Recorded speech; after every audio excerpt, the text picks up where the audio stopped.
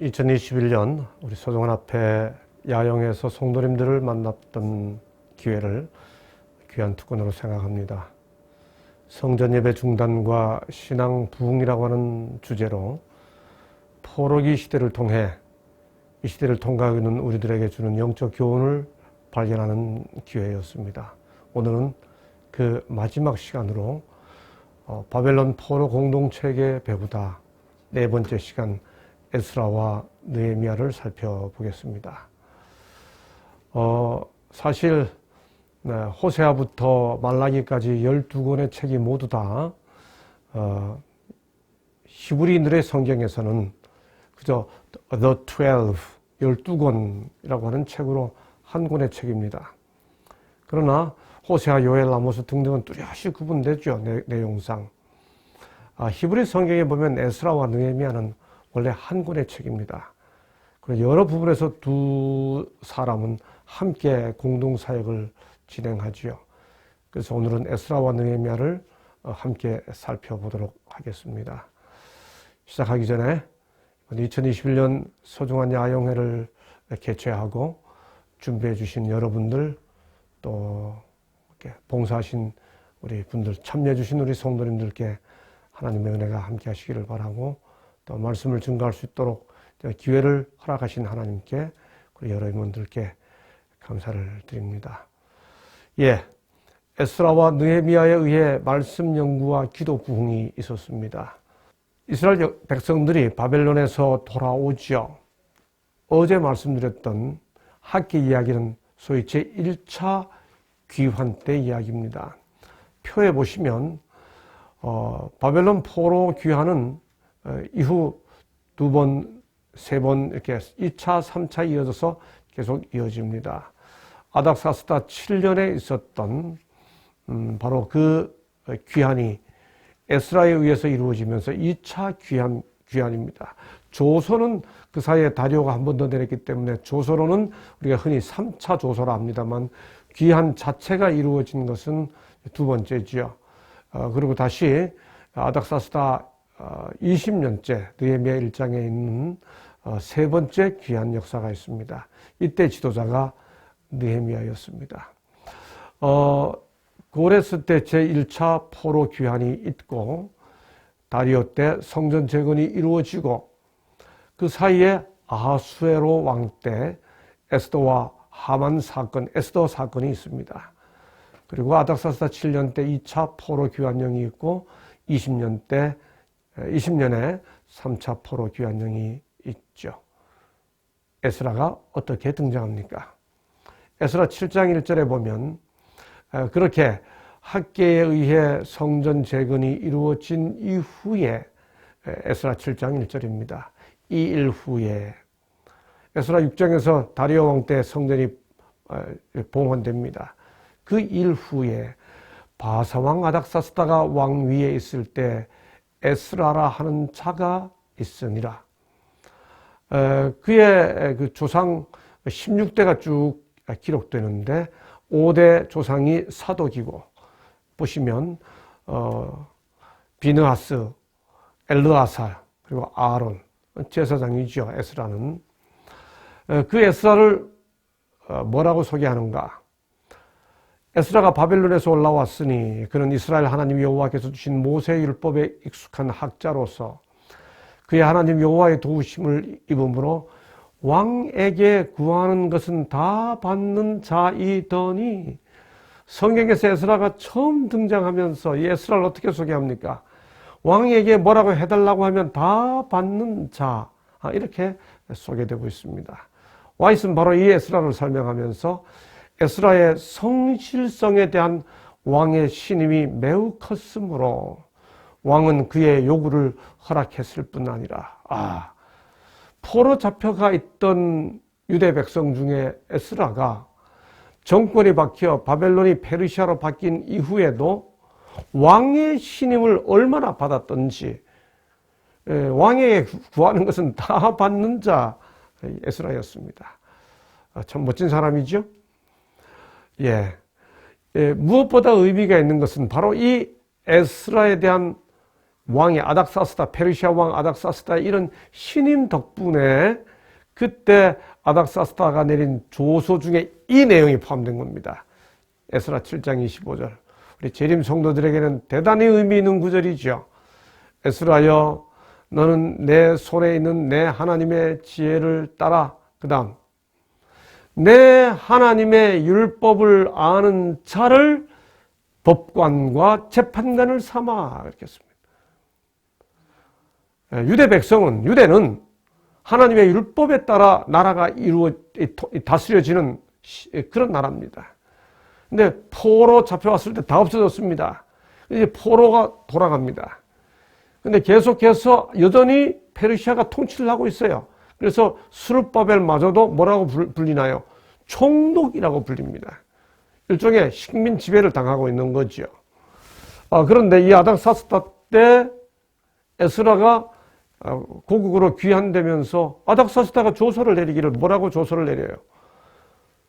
페르시아 법으로 유대를 다스리라 이렇게 하지 않고 하나님의 율법을 아는 자를 법관과 재판관을 삼아 이게 의미가 있는 겁니다. 일종의 율법에 의한 유대 백성들의 정체성을 확인하는 자치권이 허락된 거지요. 그런데 성경은 이 에스라를 이렇게 소개합니다. 느헤미야 7장 6절 10절입니다. 이 에스라가 바벨론에서 올라왔으니 그는 이스라엘의 하나님 여호와께서 주신 모세의 율법에 익숙한 학자로서 이렇게 합니다. 에스라는 어떻게 소개되나요? 모세의 율법에 익숙한 학자로 소개됩니다. 그리고 그를 뭐라고 소개하죠? 여호와의 율법을 연구하여 준행하며 여러분 여기 성경에서 율법을 연구라는 표현이 여기 처음으로 나옵니다. 에스라는 하나님의 말씀을 연구하는 자였습니다. 그 다음 율례와 규례를 이스라엘에게 가르치기로 했습니다. 우리 성경 교사들, 삼육 교사들이 반드시 기억해야 할 구절입니다. 연구하고요, 준행하며 가르칩니다. 근데 그걸 어떻게 하기로 했습니까? 결심하였다. 여기 히브리어 큰 결심했다 하는 이 표현은 아주 준비하고 정하고 의지를 다지고 확고하게 세워. 바벨론 포로라고 하는 심각한 역사적 상황을 극복하고 돌아온 회복 공동체에게 한 사람 에스라가 하나님의 율법을 익숙히 하는 학자인 에스라가 마음을 굳게 결심했습니다. 이런 결심에 따라 한 공동체가 살기도 하고 일어나기도 하는 거지요. 그래서 바로 이 에스라의 결심 때문에 무슨 일들이 일어났는가? 선지자 왕 609쪽에 보면 성경 연구에 대한 흥미를 불러일으키려는 에스라의 노력은 에스라는 성경 연구에 대한 흥미를 일으키고자 온갖 노력을 다했습니다. 여러분 신앙 부흥이 뭐죠? 우리의 영적 부흥이 다 무엇에 의해 이루어집니까? 성경 말씀에 대한 흥미를 잃고 부흥이라는 것이 과연 가능합니까? 선지자 왕 다시 622쪽에 보면 에스라가 일하는 곳에서는 어디에나 성경 연구의 부흥이 일어났다 그랬습니다. 이 야영회를 마치는 오늘 저는 좀 개인적인 말씀을 드리려고 합니다. 제가 제 신앙 생활을 가만히 돌이켜보면 어떻게 17살 그때 교회를 나와서 이 세월 동안 하나님의 교회 안에서 보호함을 받으며 미력이나마 교회를 섬기는 이 자리에 이룰 수 있었을까? 생각해보면 말씀이 주는 능력 때문이었습니다. 말씀 그 자체가 저를 사로잡아 주었기 때문이라고 생각됩니다. 제가 고등학교 처음 교회 나가서 어떻게 하나님께서 내게 그런 마음을 주셨는지 모르겠습니다. 성경이 너무 재밌었습니다. 창세기를 읽고도 재밌고 복음서를 읽어도 재밌고 저는 삼육 출신도 아니고 교인 자녀도 아니기 때문에 고등학교 때 처음 교회 나가서 성경을 처음 접하는 겁니다.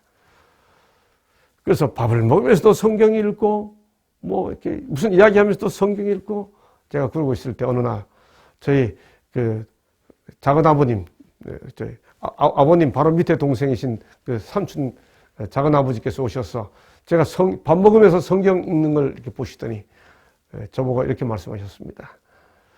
너는 하루 저녁이면 다 읽을 그 책을 그저 그렇게 밤낮 붙들고 있냐고. 제가 작은 아버지의 그 말을 제가 잊지 못합니다.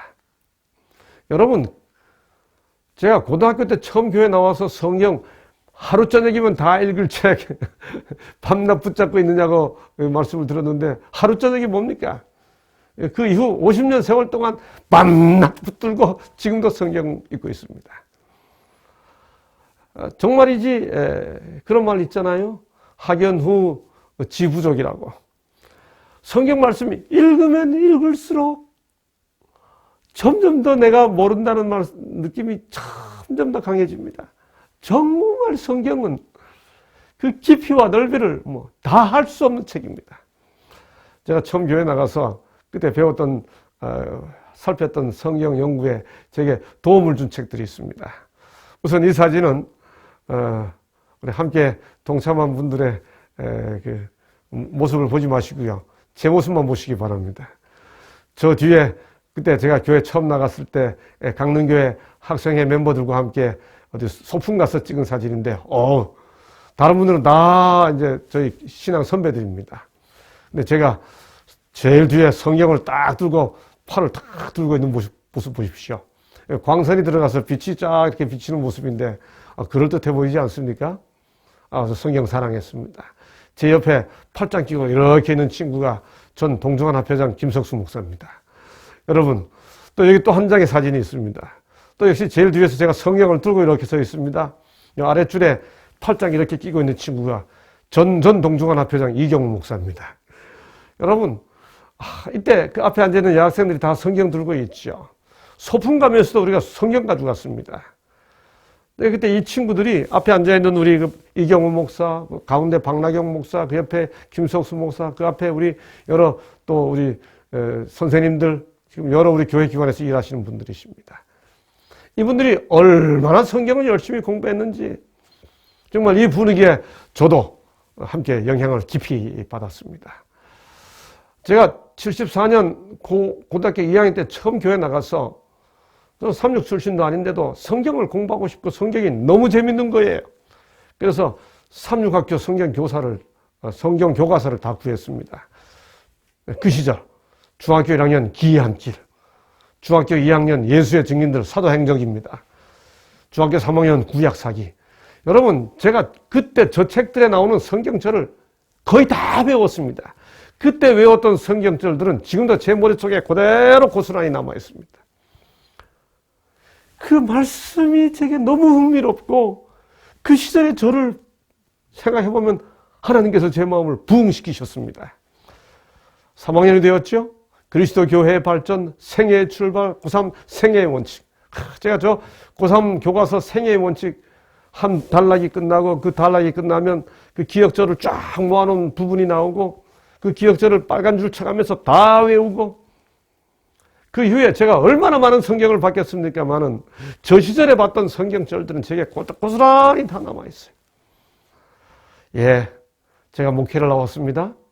두 번째 교회 가서 제가 담임을 할 때 이제 막 부임했기 때문에 제게 전도회를 직접 하라고 교우님들이 부탁을 하셔서 제가 전도회를 했습니다.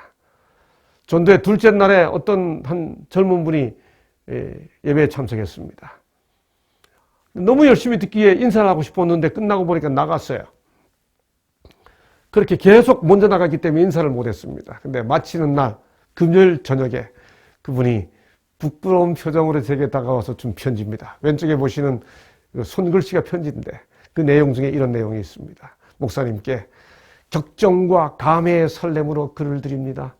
그간 나흘간의 짧은 시간이었지만 제게는 너무나 놀라운 시간들이었습니다. 매일의 연재에 따른 하나님의 말씀을 들으면서 그동안 무시하고 배척하여 왔던 신앙 세계의 문을 열고 들어서고 있습니다. 너무도 경이로운 일이라 어떻게 표현해야 할지 모르겠습니다. 성경이 우리 마음을 부흥시킨 거지요. 성경 연구에 대한 흥미와 성경에 대한 관심이 일어난 겁니다. 에스라는 귀한 공동체, 예루살렘으로 돌아온 귀한 공동체에 영적 부흥을 위해 하나님의 말씀을 가르치기로, 연구하고 준행하여 가르치기로 결심했습니다. 그 결심이 귀한 공동체를 일으켜 세웁니다. 이제 또 다른 주인공 느헤미야가 등장합니다. 느헤미야 1장이죠. 어느 날 그의 동생 하나니야로부터 연락이 옵니다. 에스라가 귀환한 지 거의 13년쯤 지난 때였습니다. 예루살렘이 상황이 심각하다는 거예요. 민족들이, 주변 사람들이 불평하고, 그래서 여러 일들이 중단되고 회복되어야 할 예루살렘 성읍 건축도 방해를 받고, 그 다음에 백성들이 거기 성읍에 있지 않고 거주할 수가 없게 되고, 이런 상황이 됐습니다. 그래서 도성이, 성전은 지어졌지만 도성이 황폐한 채 있다는 거예요. 이 말을 듣고 느헤미야가 심히 근심하며 이렇게 말합니다. 4절입니다. 내가 앉아서 울고 수일 동안 슬퍼하며 하늘의 하나님 앞에, 그 다음 뭐라고 그랬죠? 금식하며 기도하여 이르되. 여러분, 귀한 공동체를 살려낸 에스라와 느헤미야는 참으로 흥미롭게도 한 사람은 말씀의 사람이었고 한 사람은 기도의 사람이었습니다. 5절, 하늘의 하나님 여호와 크고 두려우신 하나님이여 언약을 지키시며 긍휼을 베푸시는 주여. 6절, 이제 주야로 기도하며 범죄한 자들을 죄들을 자복하오니 기도를 들어주옵소서. 8절 9절, 옛적에 주께서 하신 말씀을 이제 청하건대 하나님 하신 말씀을 기억하십시오. 그 다음 10절, 이들은 주께서 일찍이 큰 권능과 강한 손으로 구속해 주셨습니다. 마지막으로 11절, 주여 종의 기도와 종들의 기도를 들으시고 오늘 종이 형통하여 은혜를 입게 하옵소서. 이게 금식하고 드리는 기도입니다. 여러분, 제가 그런데 이 기도를 이렇게 나란히 적어놓은 이유가 있습니다. 보시면 A, B, B, C, C를 한번 비교해 보십시오. A, 긍휼을 베푸시는 주여. 제일 끝에 A, 형통하여 은혜를 입게 하소서. B, 기도를 들어주옵소서. B, 기도를 들어주십시오. C, 나와 내 아버지 집이 범죄하여. C1, 주께서 구속하신 주의 백성입니다. 이런 걸 가리켜 뭐라 그런가 하면 교차대꾸라고 그럽니다. 성경에서 어떤 것이 표현될 때 교차대꾸로 표현되면 가장 중요한 것은 가운데 있는 겁니다. 이게 중심축입니다. 4절에 하늘의 하나님 앞에 금식하며 기도하여 이르되 라고 했는데 그 기도가 시작되는 5절부터 11절을 읽어보니까 8절 9절에 기억하옵소서, 하나님 이걸 기억하옵소서 라고 호소합니다. 느헤미야가 정말 강조하여 하나님께 드리고 싶었던 말씀이죠. 이 표현이 너무나 강렬하기 때문에 선지자왕 629쪽은 이렇게 표현합니다. 슬픔에 억눌린 느헤미야는 먹을 수도 마실 수도 없었다. 그는 울고 수일 동안 슬퍼하며 금식했다. 슬픔 중에 그는 거룩하신 분께로 향했다. 그는 진실하게 자신의 죄와 자기 백성의 죄를 자복했다. 그는 하나님께서 이스라엘의 사업을 지속시켜 주시고 그들의 힘과 용기를 회복시키시고 그들을 도와주셔서 유다의 황폐된 곳들을 건축하게 하시도록 탄원하였다. 그 탄원의 내용의 핵심이 기억하옵소서라는 것이죠. 카이에즘이라고 그러죠. 카이에스틱 스트럭처. 이 교차대꾸적 구조에서 기억하옵소서. 느헤미야가 기도할 때 그의 신앙과 용기는 강해졌다. 그의 입에는 거룩한 논증이 가득하였다. 하나님께서 이렇게 말씀하셨으니 이거 기억하십시오.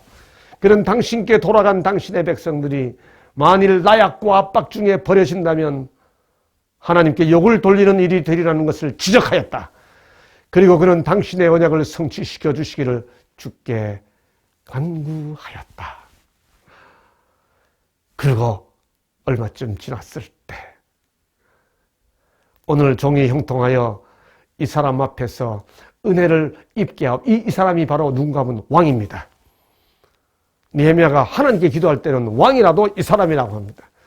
은혜를 입게 하옵소서 하였나니 때에 내가 왕의 술관원이었는데 그렇게 드렸던 금식 기도가 시간이 지납니다. 상당 기간이 지난 다음에 응답되는 순간입니다. 술관원이라는 말은 왕의 음료를 총 책임지는 사람입니다. 아주 고위직입니다. 왕의 독사를 방지하기 위해 미리 마시는 사람이지요. 일종의 아주 막강한 영향력을 행사합니다.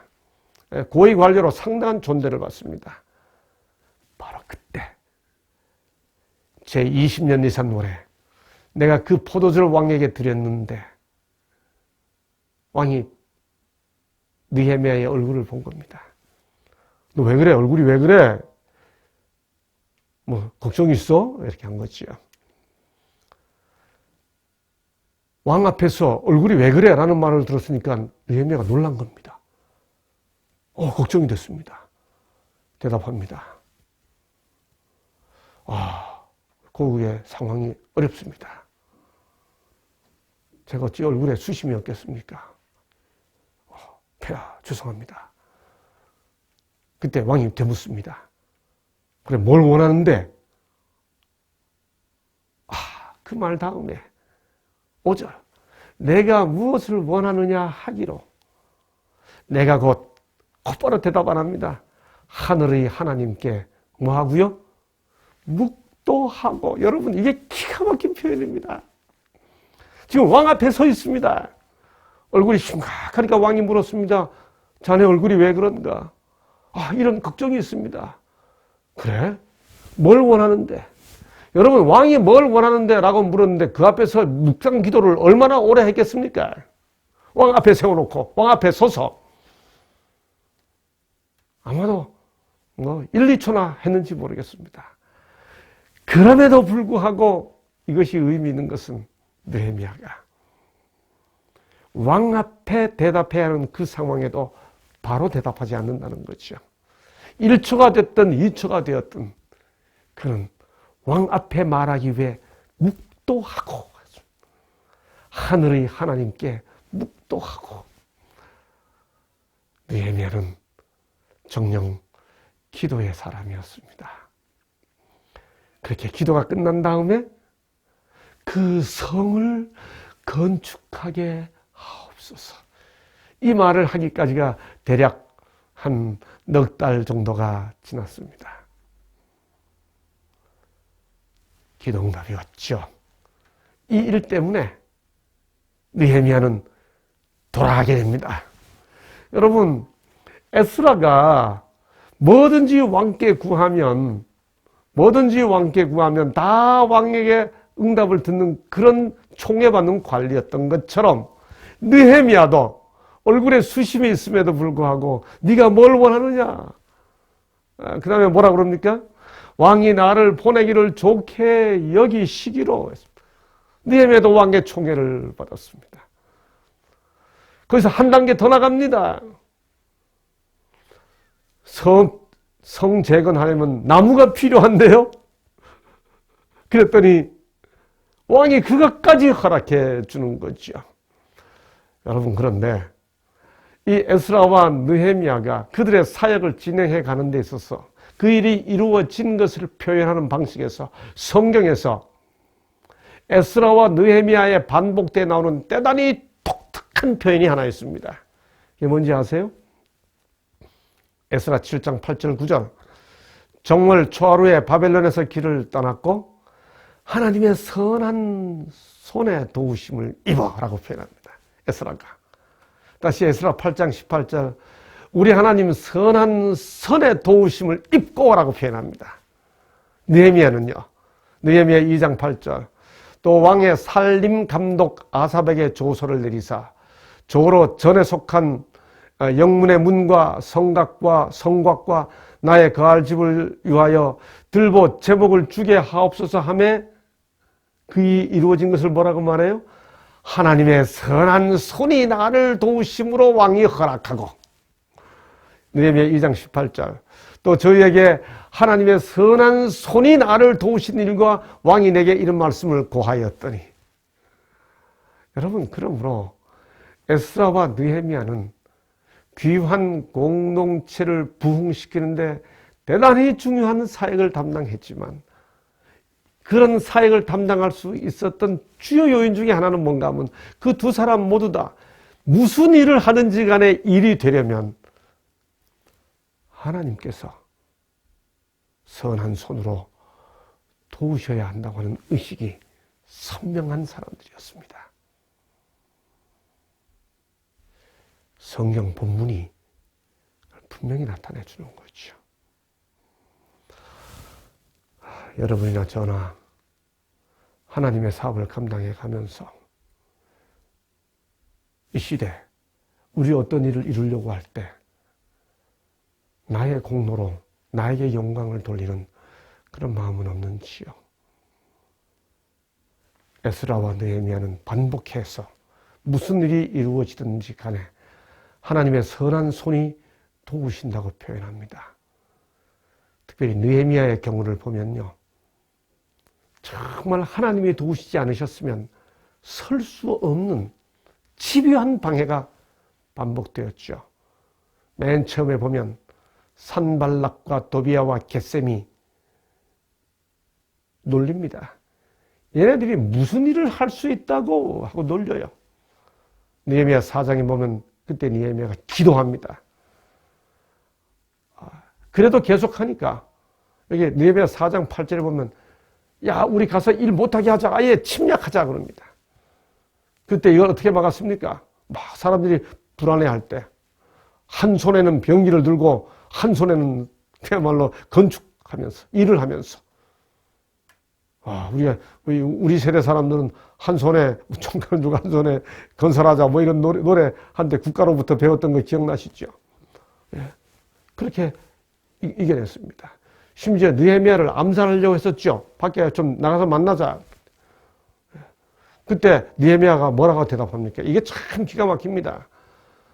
내가 이제 큰 역사를 하니 내려가지 못하겠노라. 여러분, 제국의 왕 앞에서 제국의 왕의 관리로서 일하는 게 큰일이에요. 지금 고국에 내려와서 이 폐허가 된 이 도시를 재건하는 일을 하는 게 큰일이에요.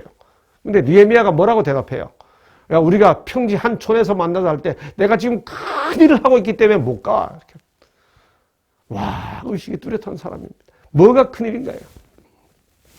또 보면 반역을 시도한다고 도모하죠. 아무 쓸데없는 일을 한다. 밝히죠. 또 매수하려고 합니다. 절대 안 넘어갑니다. 그 다음에는 아예 다른 사람들 하나하나 다 이렇게 포섭합니다. 아주 치열하고도 집요한 방해 공작이 이 모든 걸 다 넘어서서 마침내 그 역사를 이룰 수 있게 되었던 것은 뭡니까? 하나님의 선한 손이 우리를 도우심으로. 여러분, 교회가 함께 만나 성전에서 예배드리지 못하는 이 상황을 어떻게 극복할 수 있겠습니까? 하나님의 선한 손이 우리를 도우심으로. 마침내 우리가 돌아가게 돼서 언젠가는 우리가 다시 회복되어야 되지 않겠습니까?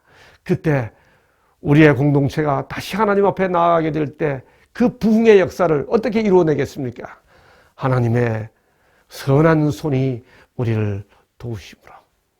에스라와 느헤미야의 포로 귀한 공동체에서 행했던 그들의 사역에서 한 사람의 목회자로서 한 사람의 교사로서 가장 부러운 부분이 있다면 그들의 봉사에 대한 백성들의 반응입니다. 느헤미야 8장 3절.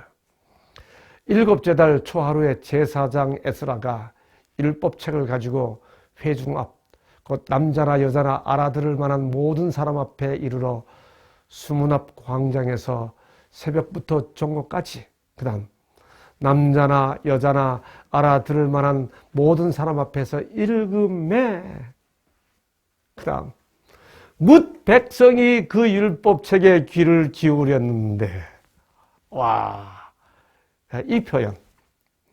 에스라와 느헤미야가 봉사를 시작하고 공동체를 다시 살리기 위해 그야말로 말씀을 가르치기로 결심하고 가르치고 성경 연구의 부흥이 일어나기를 결심하고 느헤미야가 금식하며 기도하고 말씀과 기도로 두 사람이 봉사를 하는데 드디어 3차 귀환 이후에 두 사람이 함께 만나 둘이 함께 이 교회를 위해 봉사할 때, 유대 공동체를 위해 봉사할 때 그들이 말씀을 읽는 기회를 갖게 되는데 7째 달 초하루에 에스라가 율법책을 읽었더니 뭇 백성이 그 율법책에 귀를 기울이는데, 여러분 제가 이제 공적 사역이 이렇게 끝을 다가오면서 뭐 주의 일을 하는데 무슨 끝이 있겠습니까만 이제 소위 정년이 다가오면서 저도 이제 이 학생들을 가르치는 경험이 많습니다. 그래서 제가 이거 강의를 하다 보면 제 강의에 하나도 놓치지 않기 위해 저를 초집중하여 보는 두 부류의 학생들이 있습니다. 한 부류의 학생들은 정말 뭐 예화 하나라도 제가 하고 있는 숨소리마저도 받았을 만큼 초집중하는 학생들이 있고요.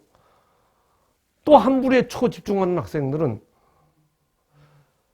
저를 눈으로만 바라보고 자기가 무슨 생각을 하는지도 모를 만큼 다른 생각하느라고 저를 바라보고 있는 학생들입니다. 그런 학생들에게는 제가 이렇게 눈을 마주치기 위해 제가 다가가죠. 이 학생들은 제가 자기에게 다가가는 중에도 다가가는 주조차도 의식하지 못하고 제 눈을 봅니다. 다른 생각하기 때문에요. 여러분, 말씀을 전하는 사람, 말씀을 가르치는 사람 입장에서 귀 기울여 들어주는 뭇백성은 정말 가슴을 뛰게 하는 청중입니다. 보세요. 8장 5절 6절. 에스라가 모든 백성 위에 서서 그들 목전에 책을 펴니 책을 펼 때 모든 백성이 일어서니라. 여러분, 실제로 예배 드리는데 목사님이 설교한다고 교우님들이 다 일어서면 우리 좀 정서적으로 문화가 안 맞죠? 근데 저는 그거 봤어요. 제가 영국에서 몇 년 사는 동안에 우리 영국 교회 교우님들이 예배 드리는 곳에 갔는데 목사님이 설교하니까 한 5분쯤 지나니까 교인들이 다 일어서요. 다 일어서서 어떻게 하는지 아세요? 그 다음 보세요. 에스라가 위대하신 하나님 여호와를 송축하며 모든 백성이 손을 들고 아멘 아멘 하고 교우님들이 다 일어서더니 목사님이 말씀을 전하니까 아멘! Come on, pastor! 아멘! 저희는 아내와 함께 정신이 하나도 없습니다. 와, 한 번도 못 해봤습니다만 그렇게 하는 우리 교우님들을 보면서 목사님이 얼마나 힘있게 말씀을 전하는지. 그 다음에 또 어떻게 합니까? 몸을 굽혀 얼굴을 땅에 대고 여호와께 경배하니라. 와, 지도자가 말씀을 강론하고 말씀을 읽을 때 백성들이 함께 반응합니다. 다시 8절 10절 봅니다. 하나님의 율법책을 낭독하고 그 뜻을 해석하여 백성에게 낭독하는 것을 다 깨닫기에 하니 백성이 율법의 말씀을 듣고 다 우는지라. 물론 능력의 말씀을 능력 있게 전했죠. 네, the pulpit, 강단을 위해 기도하는과 동시에 the pew, 회중석을 위해서도 함께 기도해야 합니다. 회중들이 반응한 것이죠. 여러분, 재림교회가 말씀의 공동체로, 기도의 공동체로, 말씀이 선포되면 함께 반응하는 공동체로 그렇게 부흥이 일어나야 되지 않겠습니까? 그때 지도자가 뭐라고 말합니까? 슬퍼하지 말며 울지 말라 이렇게 합니다. 그리고 나온 그 다음 말, 유명한 말씀, 우리 삼육 기숙사마다 많이 있죠. 이게 나무 팻말에 적혀 있죠. 여호와로 인하여 기뻐하는 것이 너희의 힘이니라. 기뻐하라는 거예요. 여러분, 이 공동체, 귀한 공동체, 에스라와 느헤미야가 함께 이 백성들에게 뭘 호소합니까? 말씀에 반응하는 그들을 향해 기뻐하자고. 그런데 9장에 보면 이어지는 집회에서 그달 29날에 이스라엘 자손이 다 모여 금식하며 굵은 베옷을 입고 티끌을 무릅쓰며 회개합니다. 기뻐하고 회개하고. 그 다음에 나오는 말씀, 그들이 여호와께 경배하는데 레위 사람 이름 쭉 나옵니다. 여러분, 이게 무슨 뜻인가요? 에스라와 느헤미야뿐만이 아니고요, 백성들이 방황한 것을 넘어서서 레위 사람 여러 사람들이 함께 주의 사역을 이루어내기 위해 동력하고 있는 모습을 확인하는 겁니다. 미리 꿈꿔봅니다. 미리 내다봅니다. 코로나 시대가 종식되고 우리 모두가 자유롭게 다시 안식일에 함께 모여 주님을 찬양하는 정규 예배가 온전히 회복되는 그때 여호와를 기뻐하는 것이 우리의 힘이라 찬양하고 지도자들과 백성들이 함께 하나님 앞에 자복하면서 모두가 다 손을 잡고 합력하게 되는 그 아름다운 사역이 시작될 것을요. 이 모든 이야기의 마무리가 뭔지 아세요? 여러분, 느헤미야 10장 39절 이런 역사가 이루어지자 백성들이 함께 뭐라고 말하는가? 성전이 파괴되었습니다. 바벨론 포로였지요. 돌아왔습니다. 성전을 지었습니다. 이전의 영광과 비교하여 울었습니다. 뭐라고 약속했습니까? 만국의 보배가 이를 날을 바라보면서 천지가 진동할 때를 바라보라고 말했습니다. 그 모든 과정을 거쳐 이제 에스라와 느헤미야가 말씀과 기도로 호소하자 백성들의 심령이 함께 부응하면서 그들이 한 말입니다. 느헤미야 10장 39절.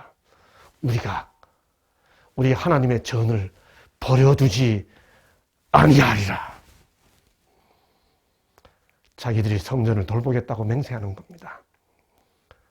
성전의 발전을 위해 단지 유지하는 것이 아니라 성전의 발전을 위해 작은 것이라도 드리겠다고 이야기하는 겁니다. 그 구체적으로 뭐라고 했는지 아세요? 인구조사가 없는 해마다 3분의 1 세계를 성전에 바치겠다고 결정했습니다. 그건 율법 요구 이상의 일을 하겠다고 한 결정이었습니다.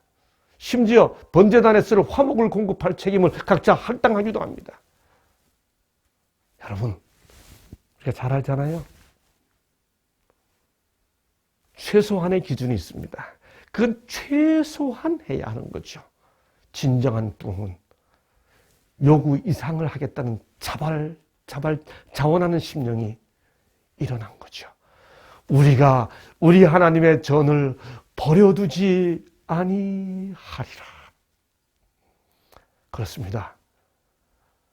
우리가 성전을 그리워하는 것으로 끝나지 말고 돌아갈 날을 그저 기다리는 것으로 끝내지 말고 우리가 하나님의 전을 버려두지 아니하리라. 학개와 에스라와 느헤미야를 통해 포로 이후에 주어졌던 그 부흥의 호소들이 오늘 이 시대를 겪고 있는 우리의 마음을 새롭게 하는 기별이 되어야 하지 않겠습니까? 성전은 이스라엘 민족에게 심장박동과 같은 그 중심과 같은 역할을 했습니다. 비극적인 성전 파괴에 의한 충격을 그들은 이제 정신적으로 온전히 극복한 것입니다. 초라하다는 느낌도 다 없어졌습니다. 영적 생명 공급처로서의 성전의 의미를 회복할 것입니다. 그것이 뭘로 나타난 겁니까? 우리가 성전을 버려두지 아니하리라. 우리가 성전을 버려두지 아니하리라. 여러분, 에스라 느헤미야는 함께 왕의 신임과 총애를 받았던 사람들입니다. 귀한 공동체의 리더로서 예루살렘에 돌아와 주변에 극심한 반대를 받았지만 반대를 뚫고 귀한 공동체의 질서를 이끌어냈습니다. 무엇보다 그들은 함께 귀한 공동체의 기쁨을 회복시켰습니다. 여러분, 이런 시대를 바라보면서 2021년 이 온라인 야영회를 마치면서 우리 새롭게 하십시다. 말씀 연구에 대한 흥미와 부흥을 새롭게 하십시다. 기도가 삶이 되도록 하십시다. 하나님의 도우심을 의식하며 살아가십시다. 무엇보다 그때 그 백성들처럼 영적으로 반응하고 소통하는 활기찬 공동체가 되기를 간절히 바라면서 2021년 소중한 앞에 야영의 말씀을 마치도록 하겠습니다. 하나님의 은혜가 여러분과 함께 하시기를 간절히 바랍니다. 감사합니다.